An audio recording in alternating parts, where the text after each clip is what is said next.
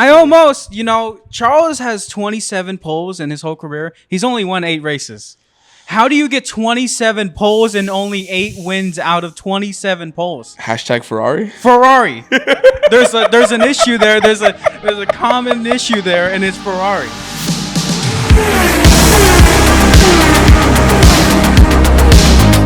What's up, everyone? Welcome back to another episode of Around the Circuit, Apollo Media's Formula One podcast. As always, I'm your boy Junior, joined by Mark and Ivan.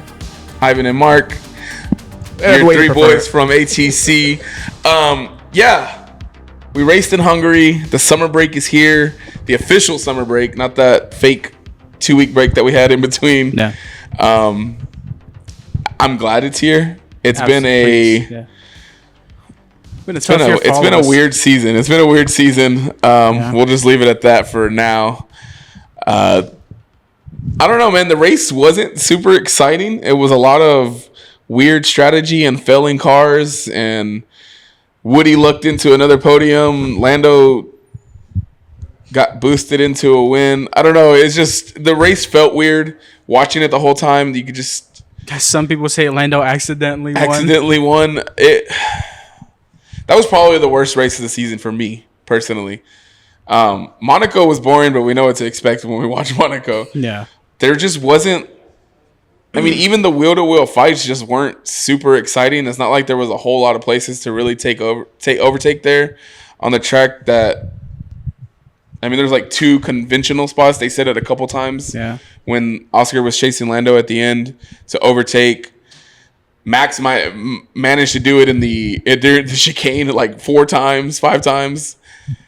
I don't know. It was a race. Lando won. It was a race. We had another McLaren 1-2 as we expected. Yep. And George did his just enough to land on the podium yet again. Yeah. I mean, like you always say, George does enough. He has good pace. He just stays on track, and he did it again. Charles, do I even want to start? Well, I feel like we'll get to Charles eventually. He's going to play a major role in our review this week, unfortunately. Again, like I said it on Twitter, I might break this desk. I mean, we got to give Charles kudos for the lap that he put in qualifying. Amazing lap. A great lap. Came out of nowhere. I mean, McLaren was dominating, putting like 4 or 5 tenths on everybody during all 3 practice sessions. No, especially after Lewis getting out in Q2. Yeah. Just watching it, and all of a sudden you see Charles purple. Also, fix how you show like qualifying in races. The timing is terrible. Charles purpled sector 2, and we were stuck watching yellow sectors from both McLarens. And I'm sitting here like, Charles just purple sector 2. Like, I want to see Charles's lap, not the McLarens doing yellow sectors. Yeah. And when I saw the McLaren doing yellow sectors, I was like, there's no way. I think that's been a huge complaint from F1 fans all season. Like the timing graphics are broken. Their camera work has been just terrible. I mean, they're always on the wrong car at the wrong time. Yeah. I mean, Nico was like finishing on podium, and they were like showing McLaren's crossing the finish line. Exactly. I don't know. They didn't show Albon like a week ago get P5 in qualifying.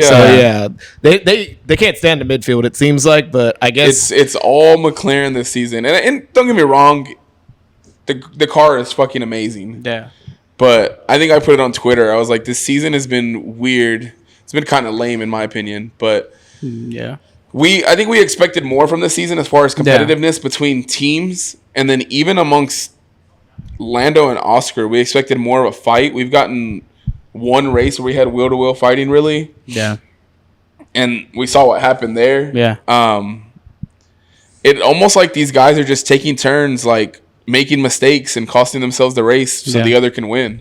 They're earning it because they're doing enough to stay up front with the rocket ship that they have, but it's like, I don't know, it's like it was almost like we're missing the excitement. Like I said last week, the battle was all on the points on the point scoreboard. There's no battle on the track. And I think that's my biggest takeaway after this first half is like there's very little excitement going on the track. It's McLaren's dominating, and then you get some hints here or there going on. Yeah, I mean, sorry, I haven't cut you off. You're good. But coming off of last year, I mean, Red Bull still looked pretty good, even though in that second half of the season, you know, the decrease was there. Yeah. So you thought coming into the season, the McLarens, the Red Bulls, and now Even potentially Ferrari, the Ferraris, yeah. the constructors, the drivers, it looked like it could have been great, but you know, both Ferrari and Red Bull have just taken a dive after last year, and McLaren has just been getting better and better. So yeah, it's just not competitive as what we thought it would be. So that's disappointing. Leads to some boring races, if you would say. I think the Hungarian Grand Prix is kind of like the perfect example of everything the season has kind of put on. Yeah. Where it's McLaren's dominating.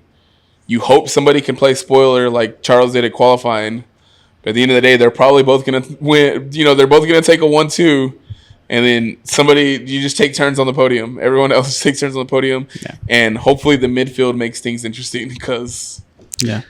I think this season's been like really odd because we like the qualifying for like if you look at all the final times in Q3, like what were they separated by? What, maybe 3/10, 5/10 at the end of the session? Everybody in the top 10. Yeah. So like the qualifying's been amazing this year. Yeah. It's been the race.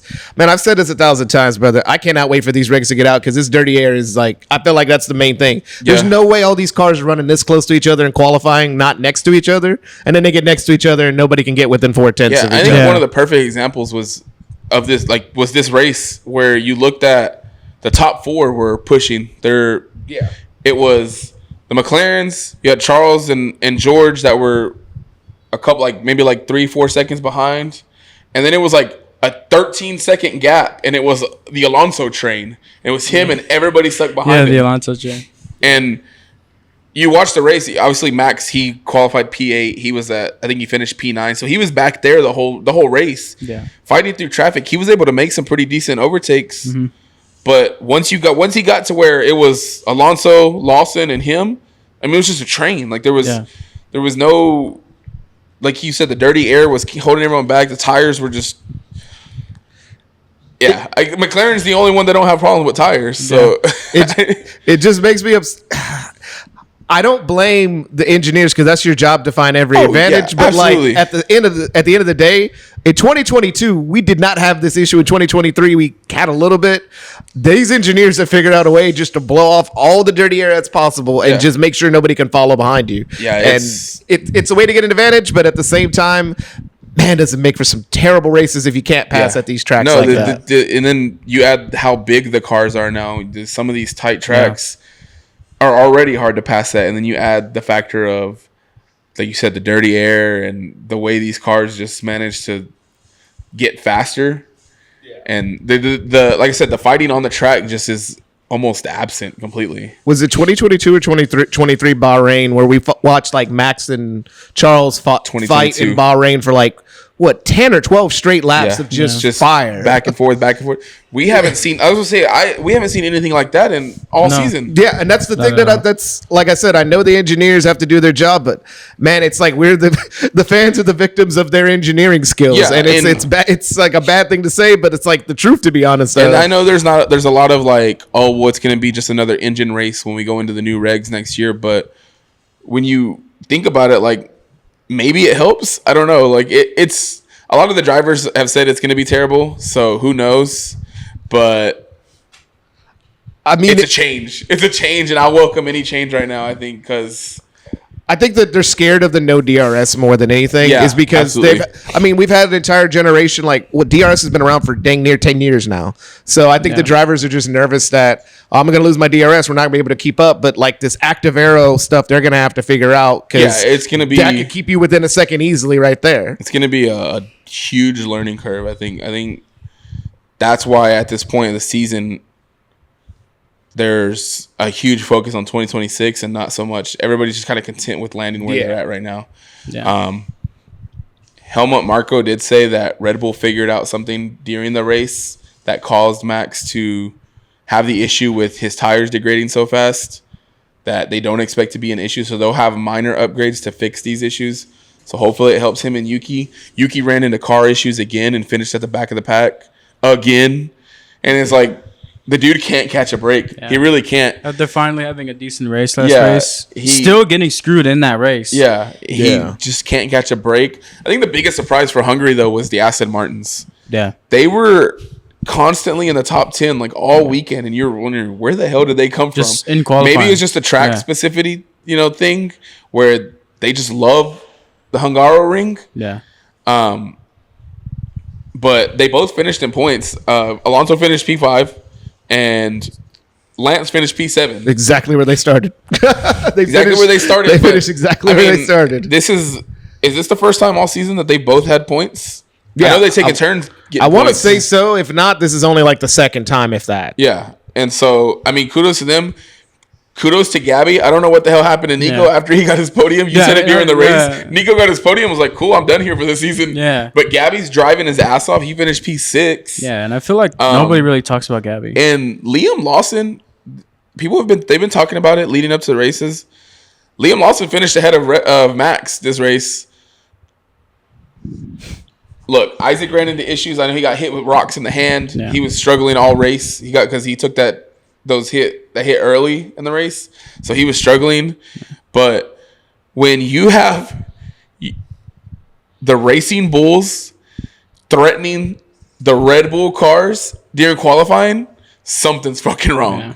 But shout out to Liam. Ever since he left, he only got 2 races with Red Bull. They sent him right back down, and he's been low key just kind of killing it down there. We talked about it after it happened, like how we felt like, hey, a bit early, and the move had to happen because obviously we liked Yuki. Yuki still is a great driver, but we were like, hey, like this isn't the end for Liam. Like this is not a bad thing at all. Like, hey, like I remember specifically saying he had to turn it around or he might not have a seat next year, and he's looking like he's gonna at least secure a seat there at the Racing Bulls for another year. And shout out to Isaac too. He's still yet to be knocked out of Q1. Yeah. And Isaac, we'll talk about it if we can here in a little bit, but Isaac's just killing it. Yeah. Best rookie of the season so far. Yeah, I think Liam's really finding his stride now. I feel like he's gotten a little bit of the confidence back from where he was, last season more than the beginning of the first 2 races with Red Bull. Man, I still think that Racing Bulls car can keep up with that Red Bull car. It's nuts. I know that, like we said earlier, they never do it. But I mean, just on a hot lap, just put Max in the RB, compare it to like the regular Red Bull car, and just see what the difference is. Because there's something about those cars that it gives them an edge. They say it's an easier car to drive. Maybe that's all Red Bull needs to do. Simplify. Yeah, just simplify it. Stop making it as complicated as they have. Yeah. But nah, I agree with Isaac. He powered through this weekend too. I mean, a lot of the grid. It was like a very odd top 10. Yeah. This week. We talked about the podium. Obviously, Charles lost out from pole, finished P4. Then we talked about Alonso and Stroll finishing 5 and 7. Gabby had a hell of a drive at 6. Lawson finished 8. Max was 9th. He ended up losing a place. And then Kimi made it to the points. Yeah. And, he got knocked out in what, Q1? Q2? Q2, I want to say. It was Q2. Yeah. But he made it to the points. I think other than Williams struggling the way they did. Not their track. Not their track. It's the whole thing. Unfortunately, Ollie, victim to another DNF. He still might go. Yeah. Still your GOAT. But I think other than obviously Red Bull being as terrible as they were and Max struggling to just keep the car on the points, Lewis. Yeah. Yikes. I've talked about it. I give y'all mess about Ferrari and Lewis, and y'all have seen Myra come on an episode, and she'll probably come on another episode or two. Please before the season's over. We'll have her back. Lewis is her guy. Lewis is y'all's guy. I'm not a huge Lewis fan. I'm obviously a Max fan. I don't hate Lewis. I respect the man for what he is. He's a legend in the sport. He'll go down as a legend in the sport.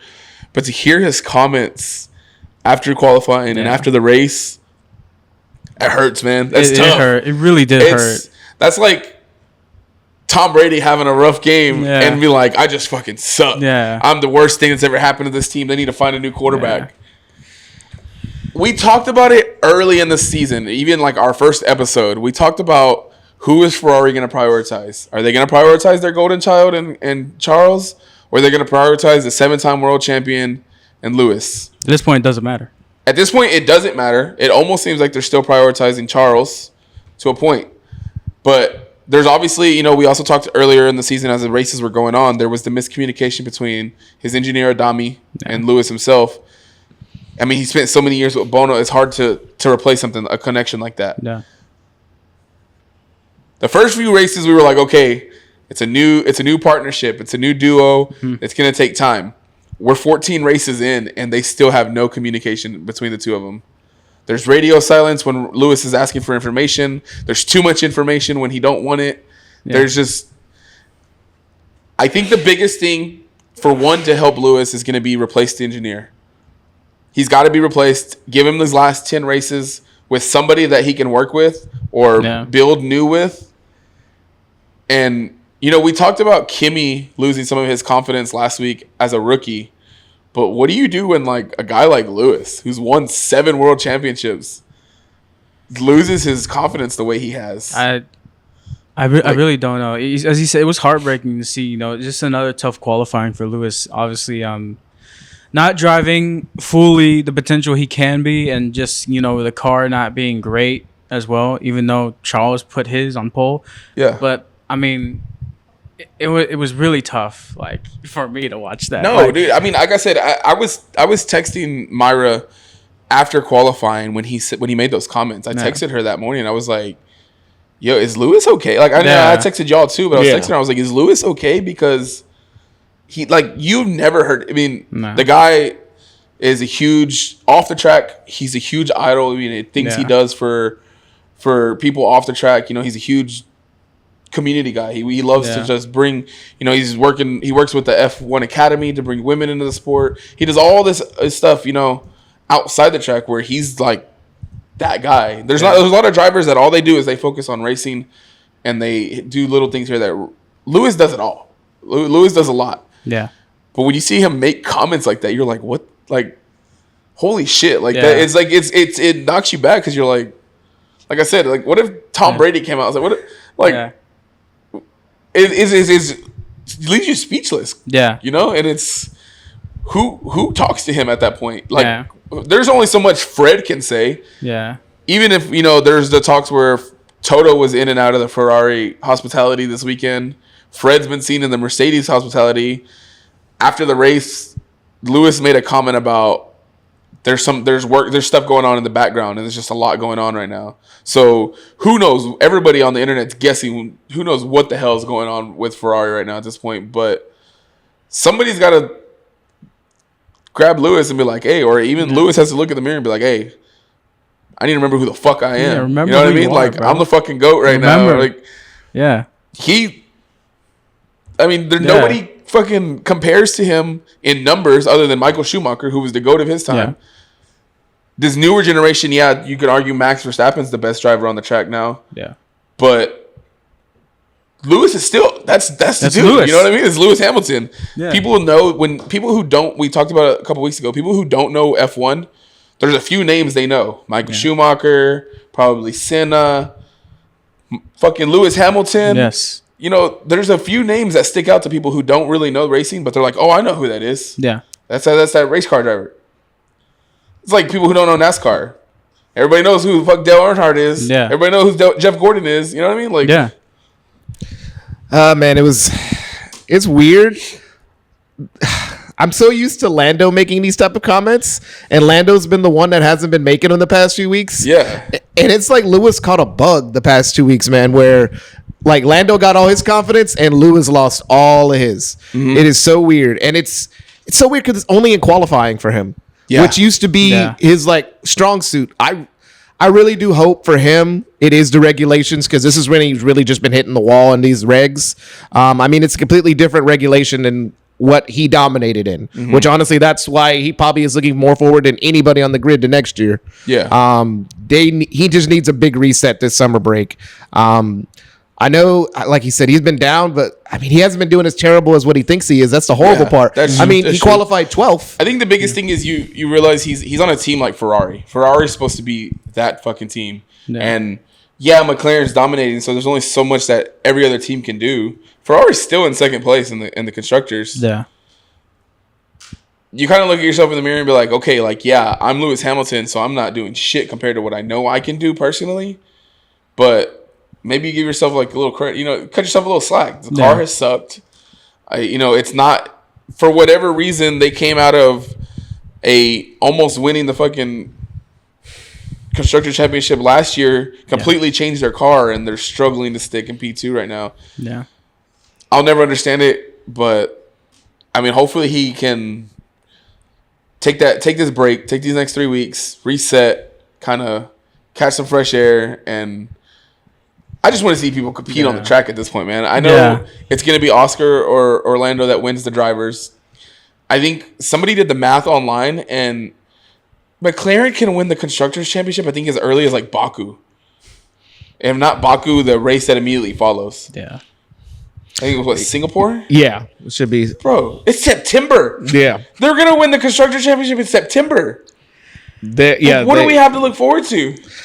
Maybe these two go back and forth, taking turns winning, and the Drivers' Championship goes into the last race, and we get to see if Oscar follows George's advice and T-bones Lando just for the win or something, you know? Like, go full Ayrton Senna and, you know what I mean? Michael Schumacher and run him off the track for the championship. If at all, it has to start happening now. We've been saying that they need to start competing. If we are hoping for this championship fight, like we've been saying, it needs to happen now. I'm telling you, I don't think we're going to get a fight. I think they're just going to keep taking turns winning. There's going to be like an 8-point gap going into the last fucking race, and it's going to be whoever wins Abu Dhabi. Yeah. And it's going to be something like we just witnessed this weekend where there's going to be the team offers Lando a fucking random strategy or Oscar a random strategy that wasn't available to the other one. Yeah. And which, nobody thought that one stop was going to work. And I mean, Lando made it work. So I'll give it to him. Typically a 2-stop. Baited Ferrari, like you said before we started, to make them do that second pit stop. Yeah, you give the team credit for that. But also you got to like look at Fred and the Ferrari team. Like, what the fuck are y'all? Is this amateur hour? Like, how did y'all get baited that easily into that pit stop? You're speaking of that, Fred re-signed. He signed a new contract, new deal, which I like. You know, Fred isn't terrible. Yeah. You know, so I think he's got to look at his team though. In my eyes, this just gives you the stability. You know, inside, especially with the drivers and anything, they don't have to look at it like, oh, are we gonna get a new team principal in this upcoming year? Yeah. This gives you stability going into the new regs. So hopefully, like I said, giving you stability to the new regs, no new team principal, no new anything in terms of team principal. You know, so you go into that and just with Fred leads us hopefully with these new regs to go to the promised land. to go to the promised land, which probably won't happen. But, not with that attitude. I know who needs to go. Adami, like you just said. I think the biggest change has to be, and I would honestly, like I said, I'm not even a Ferrari or a Hamilton fan, but I think you got to look at making that change this break. You have to. You have to. In general, for both, like even Charles, I would say, I think both of them can use a reset engineer wise. I mean, they both, man. I saw the Star Wars credit music with the Charles Leclerc transcript about the car mess. I was about to say that. I will say this: I do think there's a little smoke to that fire. There's something going on with Mercedes and Ferrari. No, George let it slip really, really bad after the race, where he's like, "Oh no, they probably added extra tire pressures to Charles' car because they're having plank wear issues." How the heck you know that, by the way? There's something going on. I'm telling you, everybody's talking about it. George needs to sit down and enjoy his P3. George knew some, like they both so know some stuff about each other's teams. There's something going on because why is Toto in the Ferrari hospitality so much? Why is Fred in the Mercedes hospitality so much? And Lewis, his comment, like I said earlier, just a few minutes ago after the race, there's so much going on in the background. What's going on other than Ferrari can't figure shit out? I know people are going as far as theorizing like, well, are they going to swap? They're going to pull Bono and give him to Ferrari? Are they like trying to help each other to try to, at least compete against McLaren? Like, I've seen all kinds of theories on the internet. The enemy of your enemy is your friend. Hey, I do think also, like, I do agree with George there. I mean, obviously he's the driver, so you know a lot better than I would. But that plank wear issue, I think, was starting to come back and bite them. I really do think Ferrari set up the ultimate like qualifying setup for Charles. Yeah, and they were hell bent on making that work, and then they didn't want to get disqualified again.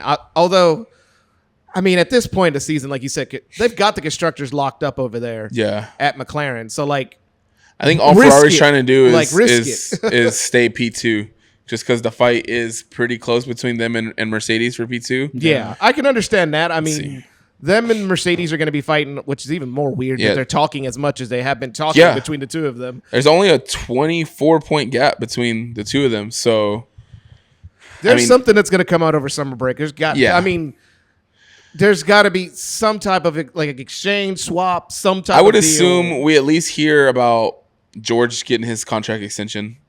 I know there's already rumors about it being a 1+1, so he's going to be with them through 2027.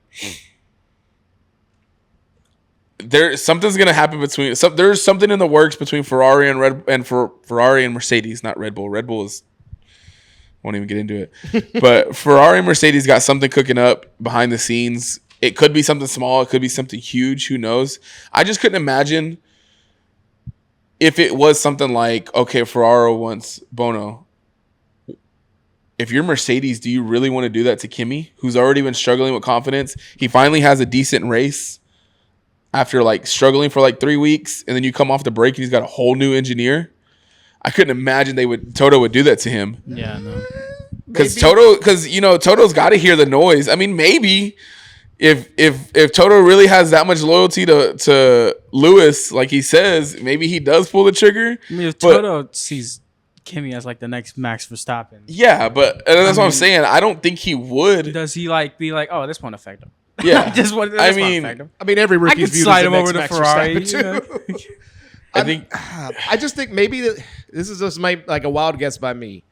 Maybe to help Kimi like feel a little bit more acclimated, you get an Italian-speaking engineer, which there's one team that has a mass amount of engineers who speak Italian. I mean, true. So it could be something like that. Like I said, this was just speculating at this point. Yeah. But when you look at the kid that, Kimi has probably been the best rookie next to Isaac Hadjar. And the only reason I put Isaac Hadjar over Kimi is because Isaac's in a Racing Bulls car. And I think that's part of the issue. And everybody was talking about it these last couple of weeks when Kimi was struggling. Yeah, he ran into bad luck.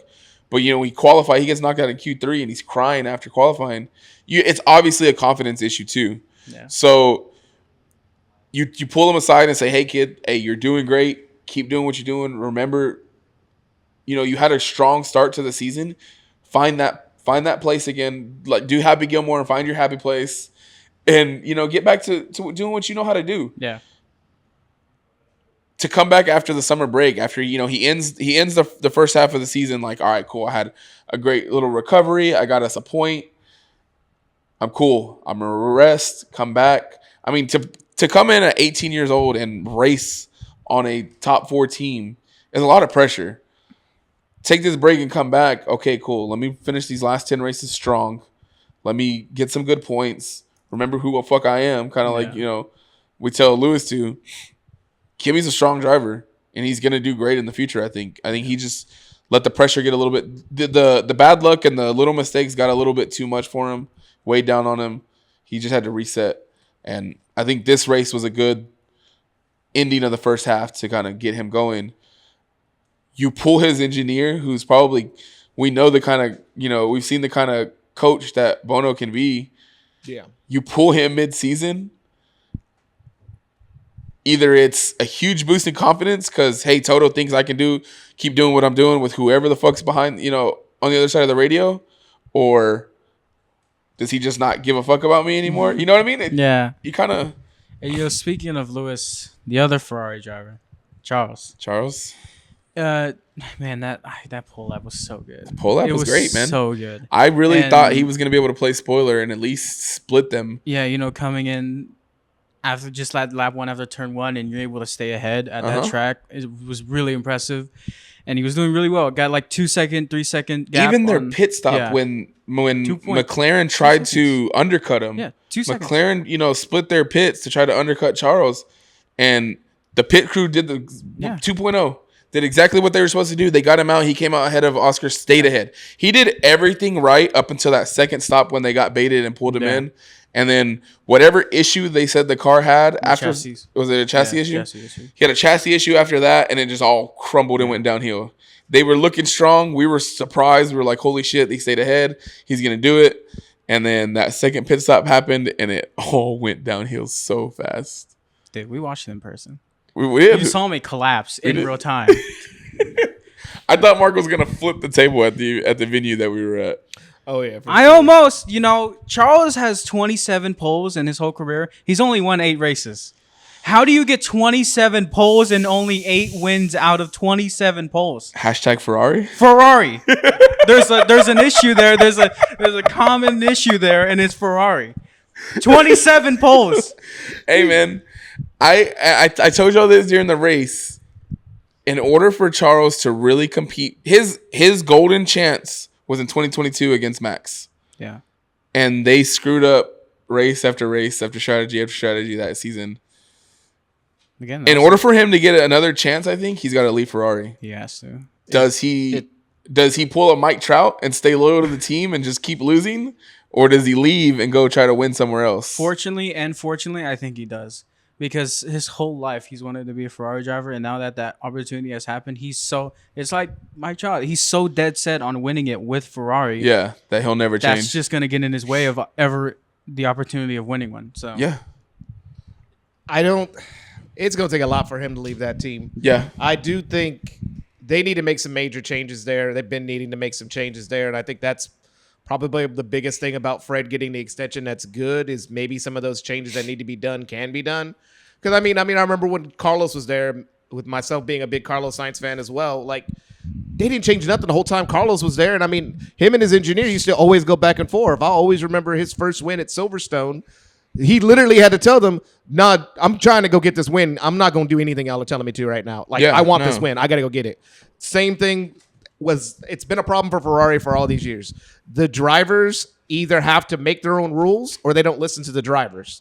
Something there is with their data, and that's another thing they probably need to fix with is a lot of these teams have been too much in the data. Like, try to take the risk. If these cars give off dirty air like every lap and they overheat every car, why don't you just stay out there extra long on a stint like Lando did, drive in clean air, get a much more better lap times after that when you're in clean air, and then do that. Everybody's been trying to do the undercut all year when it seems like the overcuts worked at a lot more tracks. You say that, but I think this year we've seen more one stops at races we didn't expect it than in the past. So obviously after 14 races, there's something there with the tires are when you're in clean air, these tires can really last. Yeah.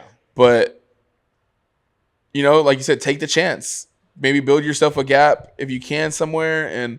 But it's hard when you get stuck in a train, kind of like in the Hungarian this past weekend where Fernando's ahead. And then, I think I sent y'all the picture.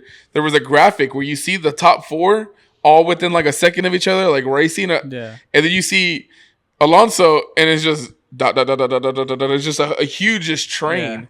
And when you get stuck behind someone like that and you can't do anything about it because of the tire wear, because of the dirty air, because your car has no pace or issues or whatever the reason is that everyone else is behind, there's only so many overtake possibilities. Yeah. The season has been kind of lame. I'm not going to lie. The season has been kind of lame. I told y'all that. I told Myra that. I tweeted it out. The season's been kind of lame. I'm not gonna lie. Even if McLaren was gonna dominate, I expected at least some kind of fighting. And there's just, I've said it before. It's just I don't know.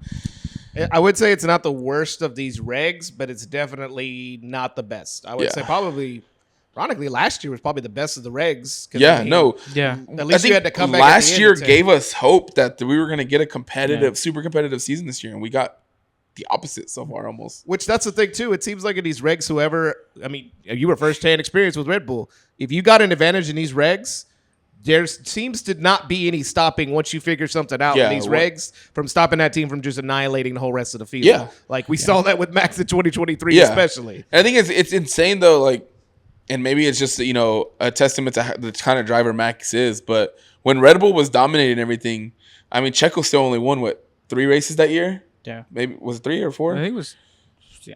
And the team only lost 1. When Carlos won Singapore that year. These two guys are just taking turns, and they're not having great drives. No. There's been don't get me wrong. There's been a few times this season where they've put together some.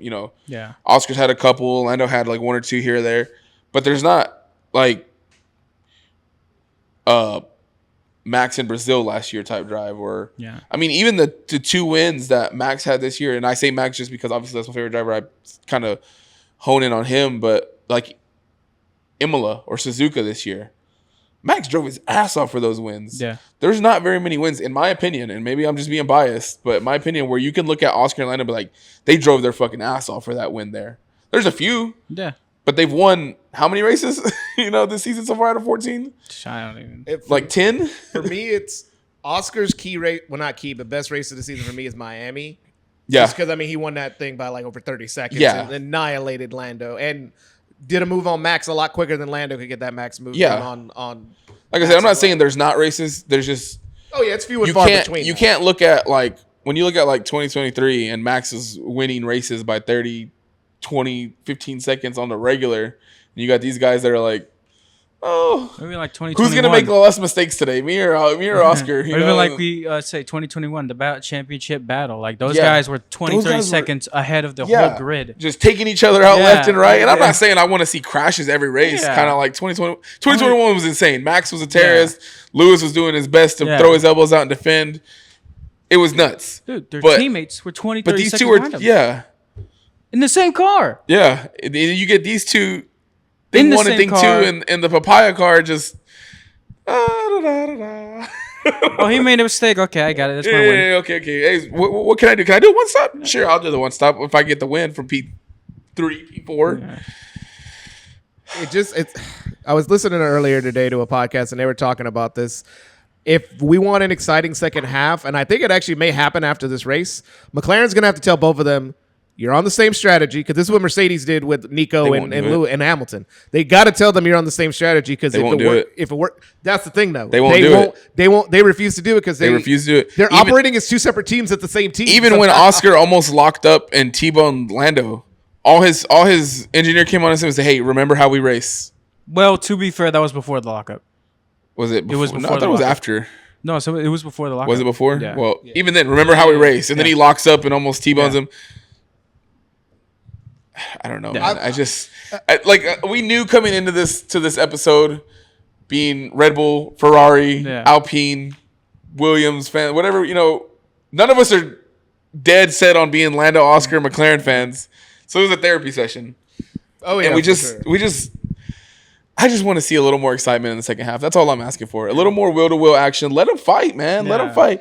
They're going to lock up so you don't lock up the Constructor Championship in fucking Baku. You lock it up in Coda. Yeah, exactly. Like a couple weeks later. So what if you fucking DNF once or twice? Like, it hurts the Drivers' Championship, but it just adds... I don't know, man. I want to see more. It doesn't help the schedule either. Like, I love the tracks in the European circuit, but they got to change up that order. That's maybe the only good thing about Spa being on rotation is that you can't have Spa and Hungary back to back. You can't have those tracks where, it's hard to pass unless you're on the DRS straight at Spa. All right, now we're going to go to Hungary, which is Monaco without walls. Like, you can't just do that back to back, because literally we had Red Bull Ring and Silverstone.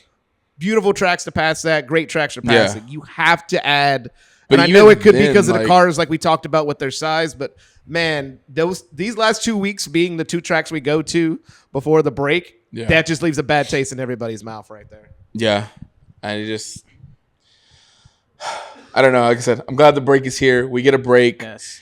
Zandvoort's after the break, so we'll be able to come back and prepare for the last 10 races, and hopefully, like I said, we get some more action. Briefly, I kind of want to touch on it just because we've really vented on our teams. The losers of the season so far have got to be Alpine. Oh, hands down. I already got stats pulled up for that. And not to dog on him, because I'm a fan of Pierre. I think he's a better driver than he's been able to show in that car. But after last season, where what did they finish last season? Like P6? P7 or 6? Yeah, P7, I want to say. To be in dead last right now, you're getting beat by the Haas and the Saubers and Williams. Sauber. I mean, don't get me wrong. Williams had a huge turnaround with Carlos going over, and they whatever magic they found between him, James, and Alex, and they've been Alex has been driving his ass off all season. They've had some bad races, but for the most part, them sitting at like P4, P5, like they are. No, P5, yeah. I mean, P4 is Red Bull. Even this last race, just seeing in both of them, P19, P20 at one point, and it's just like, man. Yeah. I think see Alpine that far down, I mean, they're 15 points behind Haas, and they're sitting, in dead last. I'm banking on them to do the the Pittsburgh Steelers were going to go 8-8 no matter what, because every single year at summer break they're at dead last, and then somehow Pierre or the team finds a way, like they did in Brazil last year, to get a busload of points at the end of the year and somehow jump up to P7 or P6. Yeah, they always find a way to do it, just like the Steelers always find a way to go 8-8 or 9-8 last year. They're gonna find a way to do it. I wanted to shout out the Alpine team actually because I had that stat pulled up. Somehow, some way, Colapinto, God bless him this week, man. He was actually doing pretty good. Out-qualified Gasly for one of the few times he's done this season. Had a 7-second pit stop his first stop.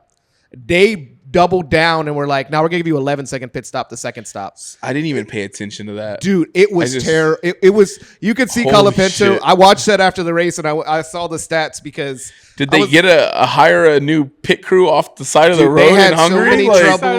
They had so many troubles. And only Colapinto, because somehow Gasly had like a 2.4 second stop, which, I mean, that's still not great, but it's not like the 9 and 11 seconds like they had with Colapinto.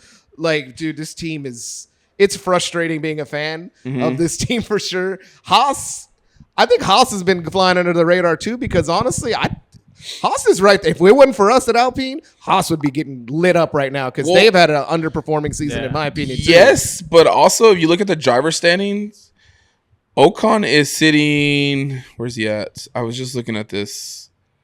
Ocon is sitting P10 in the driver standings. He's doing pretty good. It's a consistency that I'm shocked at. I mean, last year they were. I mean, for some reason, it seems like these end of the season, it seems to be like towards the midfield where it's their tracks. Yeah. I don't know why, but it always works out like that in Formula One.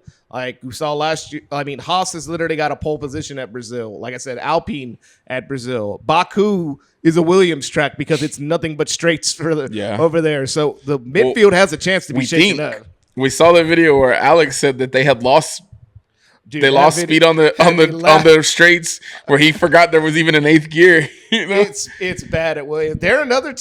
That's also I think that's kind of factoring in. We expected more from the midfield. Yeah, where it's really been what McLaren's doing in the midfield, where it's like, all right, whose team's not going to mess it up enough this week so we can actually get positions? No, for sure. Yeah. Because I mean, you look at Fernando Alonso sitting at tied for P11 with Lance. They both got 26 points for the season. Alonso didn't have any points through the first 6 races of the season. Yeah. And now he's sitting P11 just behind Ocon by 1 point. And Nico's killing it. He's been having a hell of a season. That Sauber car has surprised us, I think. So I don't know, man. It's going to be interesting in the midfield to kind of see where they land. But like you said, they're almost like doing what McLaren's doing. They're just taking turns on seeing who's going to fumble the points each week. And then you go from there. Break, man. We're going to enjoy the break. We're going to take at least a week off. We'll see if any news breaks. Like I said, Ferrari's working on something behind the scenes. George is probably getting a contract extension. I don't really see any huge news coming out over the break other than those two things, but clip that. If something does come up, we'll be back to cover it. I know for sure we're probably going to at least take a week off. We appreciate everybody who's been watching. Appreciate everybody, all the support this season. It's been fun. We've been, we've watched some races live. We've had some crash outs. 14 races down. The first half is gone. We got 10 more to go. We'll enjoy the break. We'll reset ourselves, and then we'll come back to cover any news and preview Zandvoort. So we'll have at least a week, if not 2, off. And then we'll get ready to close out the season. Season's coming fast. Yeah. I know I'm still planning on attending COTA. Hopefully my boys will join me if we can make it work. So that'll be fun. We'll have some content come out of that. But I'm looking forward to the second half. Any last thoughts, boys, on Hungary or the first half in general? I needed this break. Me and you both, bro. Me and you both. I feel like I've traveled with the teams this season for the first time ever, especially because of the show. So we need. It's added a different aspect to the race. Like obviously we follow our teams, we follow our drivers, and we crash out amongst friends throughout the season. But to be able to come here and do this and then have all the support that we got, it's been huge. Hopefully we can just keep growing and go from there. As always, thanks for watching Around the Circuit. Hit that like button. We really appreciate the support. Hit the subscribe button. Subscribe to Apollo HIU. Follow us on all our socials. The links are down in the description. And shout out our sponsors. Big City Wings, Houston's Wing Joint, Apollo's Wing Joint, and Zing Zang. Zang responsibly. It's America's #1 Bloody Mary mix. Until Zandvoort, we're going to enjoy our break. Junior, Mark, Ivan, the ATC boys, we'll see y'all in a couple weeks. Shout out Dom. Shout out Dom behind the camera, our boy. Always shout out Dom. Peace. We're out.